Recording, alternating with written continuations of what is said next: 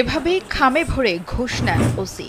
টাকার অঙ্ক কম বেশি যাই হোক না কেন, খামের মাধ্যমেই লেনদেন চলে তার। বিভিন্ন সময় তার বিরুদ্ধে মিথ্যা মামলা দিয়ে মানুষকে হয়রানির নানা অভিযোগ থাকলেও খামে ভরে ঘুষ লেনদেনের প্রমাণ হিসেবে ইতোমধ্যে ভাইরাল হয়েছে এই ভিডিও।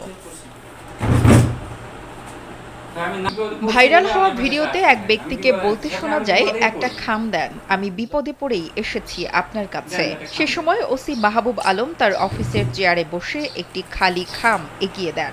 এরপর টাকা ভর্তি করে তা আবার ওসিকে ফেরত দিতে দেখা যায় ভিডিওটিতে।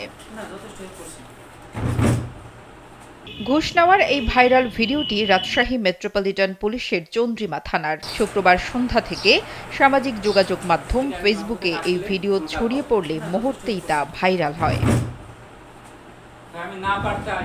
ভাইরাল ভিডিওতে ওই ব্যক্তি ওসিকে উদ্দেশ্য করে আরো বলেন, মাহবুব ভাই, আপনি আমাকে চেনেন, জানেন, বোঝেন। আমি বিপদে পড়েছি বলেই আপনার কাছে এসেছি। আমি সব সময় বিপদেই পড়ি। দেন, একটা খাম দেন। আমি জানি যে আমি আসলে কাজ হবেই। কথাগুলো বলতে বলতেই লেনদেন হয় টাকার। এ সময় ওসি মাহবুবকে বলতে শোনা যায়, এর আগেরটাতেও আমি আপনাকে হেল্প করেছি।